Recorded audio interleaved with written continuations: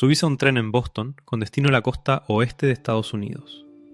Antes de bajarte, vas a cruzar 20 horas distintas.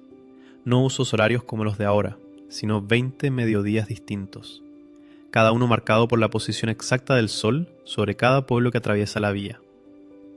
Así funcionaba el tiempo en el país entero, hasta que desapareció de un día para el otro. Y la orden no salió de ningún gobierno.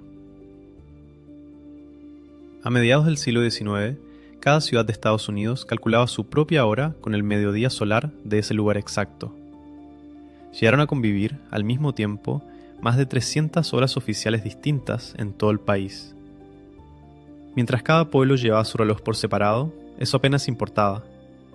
Pero el ferrocarril necesitaba que 2 trenes supieran, con precisión de minutos, en qué tramo de vía iban a estar exactamente al mismo tiempo. Y esa precisión se volvía imposible si cada estación medía el tiempo a su manera. Los choques por errores de horario no eran una excepción rara, eran un riesgo conocido y cada compañía manejaba sus horarios sin ponerse de acuerdo con la de al lado. En 1881, un grupo de compañías ferroviarias le encargó a un editor de guías de horarios de tren que resolviera el problema de una vez. Su plan, presentado 2 años después en una reunión de ejecutivos en Chicago, era simple en el papel y radical en la práctica.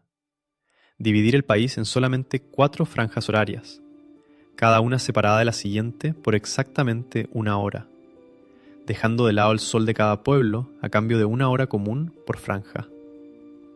Ahí mismo se fijó la fecha exacta en la que todo el país, de golpe, iba a pasar de tener 300 horas distintas a tener solamente 4. Ese día llegó un mes después. Un observatorio naval envió, por telégrafo, una señal exacta a estaciones de tren de costa a costa. A esa señal, cada reloj ferroviario del país se ajustó al mismo instante. Algunos adelantándose, otros atrasándose varios minutos de golpe. En el borde este de cada nueva franja horaria, el reloj llegó al mediodía 2 veces el mismo día. Una vez con la hora vieja y otra, minutos después, con la hora nueva. Por eso a ese domingo de 1883 se lo terminó conociendo como el Día de los 2 mediodías. Nadie del gobierno lo aprobó. ¿Por qué? En el video completo.